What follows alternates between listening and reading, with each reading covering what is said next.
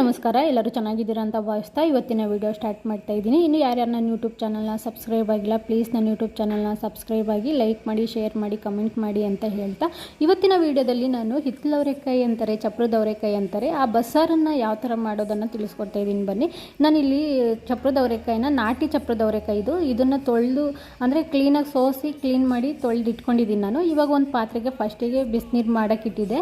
ಆ ಬಿಸಿನೀರಿಗೆ ಸ್ವಲ್ಪ ತೊಗರಿಬೇಳೆ, ಅರ್ಧ ಈರುಳ್ಳಿ, ಒಂದು ಟೊಮೊಟೊನ ಕಟ್ ಮಾಡಿ ಹಾಕ್ಕೊಳ್ತಾ ಇದ್ದೀನಿ. ಯಾಕಂದರೆ ಈರುಳ್ಳಿ ಮತ್ತು ಟೊಮೊಟೊ ಹಾಕಿದ್ರೆ ಸ್ವಲ್ಪ ಟೇಸ್ಟ್ ಬರುತ್ತೆ ಬಸ್ಸಾರು, ಅದೇನು ರಸ ಬಿಟ್ಕೊಳುತ್ತೆ, ಅದು ತುಂಬಾ ಟೇಸ್ಟ್ ಬರುತ್ತೆ ಅಂತ ಹಾಕ್ಕೊಳ್ತಾ ಇದ್ದೀನಿ. ನಾನು 8 ಹಸಿಮೆಣ್ಸಿನ್ಕಾಯಿನ ಹಾಕಿ ಇಲ್ಲಿ ಬೇಯಿಸ್ಕೊಳಕ್ಕೆ ಇಡ್ತಾಯಿದ್ದೀನಿ.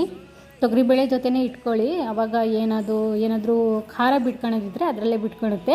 ಇಲ್ಲಿ ನೋಡಿ, ಇವಾಗ ತೊಗರಿಬೇಳೆ ಅರ್ಧ ಬೆಂದಿದೆ, ಇವಾಗ ಏನಕ್ಕೆ ತೋರಿಸ್ತಾ ಇದ್ದೀನಿ ಅಂದರೆ ಈ ಟೈಮಲ್ಲಿ ನಾವು ಏನು ಚಪ್ರದವರೆಕಾಯಿನ ಸೋಸಿ ಕ್ಲೀನ್ ಮಾಡಿ ಇಟ್ಕೊಂಡಿದ್ವಿ ಅದನ್ನು ಆ್ಯಡ್ ಮಾಡ್ಕೊಳ್ಳಿ. ಯಾಕಂದರೆ ತೊಗರಿಬೇಳೆ ಫುಲ್ ಬೆಂದಾದಮೇಲೆ ನಾವೇನಾದರೂ ಚಪ್ರದವರೆಕಾಯಿ ಹಾಕಿದ್ರೆ ಅದು ತೊಗರಿಬೇಳೆ ಫುಲ್ಲು ಮೆತ್ತಗಾಗ್ಬಿಡುತ್ತೆ. ಹಾಗಾಗಿ ನಾನು ಅರ್ಧ ಬೆಂದಿರಬೇಕಾದ್ರೆ ತೊಗರಿಬೇಳೆನ ತೋರಿಸಿ ಈ ಥರ ಚಪ್ರದವರೆಕಾಯಿನ ಆ್ಯಡ್ ಮಾಡ್ತಾಯಿದ್ದೀನಿ.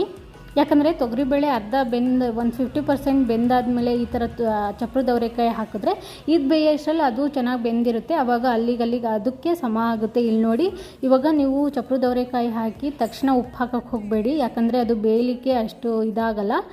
ಅದು ಚಪ್ರದವರೆಕಾಯಿ ಹಾಕಿ 1 ನಿಮಿಷ ಬಿಟ್ಟು ಉಪ್ಪು ಹಾಕ್ಕೊಳ್ಳಿ. ನಿಮಗೆ ಎಷ್ಟು ಬೇಕಷ್ಟು ಉಪ್ಪು ಅಂದರೆ ನೋಡಿ ಹಾಕ್ಕೊಳ್ಳಿ ಉಪ್ಪು, ಆಮೇಲೆ ಬೇಕಾದರೆ ಹಾಕ್ಕೋಬೋದು. ಇಲ್ಲಿ ನೋಡಿ, ಇವಾಗ 70% ಬೆಂದಿದೆ ಚಪ್ರದವರೆಕಾಯಿ ಮತ್ತು ಬೇಳೆ. ಇವಾಗ ಫುಲ್ ಬೆಂದಾಗಿದೆ. ಇಲ್ಲಿ ನೋಡಿ ಯಾವ ಥರ ಆಗಿದೆ. ಇದನ್ನು ತಿಳಿ ಮತ್ತು ಅದು ಚಪ್ರದವರೆಕಾಯಿನ ಸಪ್ರೇಟ್ ಮಾಡ್ಕೊಳ್ಳಿ ಕಾಳನ್ನು. ಇವಾಗ ಸಾಂಬಾರಿಗೆ ಏನೇನು ಬೇಕು ಅನ್ನೋದನ್ನು ತೋರಿಸ್ತಿದ್ದೀನಿ ಬನ್ನಿ. ಒಂದು ಬಾಣಲಿಗೆ ಸ್ವಲ್ಪ ಎಣ್ಣೆ, ಒಂದು ಅರ್ಧ ಈರುಳ್ಳಿ, 2 ಗೆಡ್ಡೆಯಷ್ಟು ಬೆಳ್ಳುಳ್ಳಿ, ಇದನ್ನು ಚೆನ್ನಾಗಿ ಫ್ರೈ ಮಾಡ್ಕೊಳ್ಳಿ. ಈ ಥರ ಬಸ್ಸಾರಿ ಫ್ರೈ ಮಾಡಿ ಹಾಕಿದ್ರೆ ಮಸಾಲೆನ ತುಂಬಾ ಟೇಸ್ಟ್ ಬರುತ್ತೆ, ಹಾಗಾಗಿ ನಾನು ಫ್ರೈ ಮಾಡ್ಕೊಳ್ತಾ ಇದ್ದೀನಿ. ಸ್ವಲ್ಪ ಜೀರಿಗೆ, ಒಂದು 10 ಕಾಳಷ್ಟು ಕಾಳು ಮೆಣಸು, 1 ಸ್ಪೂನಷ್ಟು ಜೀರಿಗೆ ತೊಗೊಂಡಿದ್ದೀನಿ. ಇದನ್ನು ಕ್ಲೀನಾಗಿ ಫ್ರೈ ಮಾಡ್ಕೊಳ್ಳಿ. ಇಲ್ಲಿ ನೋಡಿ, ಈ ಥರ ಹುರ್ಕೊಂಡ್ರೆ ಅದು ಹಸಿ ಅಂಶ ಎಲ್ಲ ಹೋಗುತ್ತೆ, ಟೇಸ್ಟು ಚೆನ್ನಾಗಿ ಬರುತ್ತೆ ಸಾಂಬಾರಿಗೆ. ಒಂದೂವರೆ ಅಷ್ಟು ಟೊಮೊಟೊನ ನಾನು ಇಲ್ಲಿ ಹುಳಿ ಟೊಮೊಟೊನ ತೊಗೊಂಡು ಕಟ್ ಮಾಡಿ ಹಾಕ್ಕೊಳ್ತಾ ಇದ್ದೀನಿ. ಇದನ್ನು ಚೆನ್ನಾಗಿ ಲೋ ಫ್ಲೇಮಲ್ಲೇ ಫ್ರೈ ಮಾಡ್ಕೊಳ್ಳಿ. ಸ್ವಲ್ಪ ಕರ್ಬೇವಿನ ಸೊಪ್ಪು, ಇಲ್ಲಿ ನೋಡಿ ಯಾವ ಥರ ಫ್ರೈ ಮಾಡ್ತಾಯಿದ್ದೀನಿ ಅಂತ.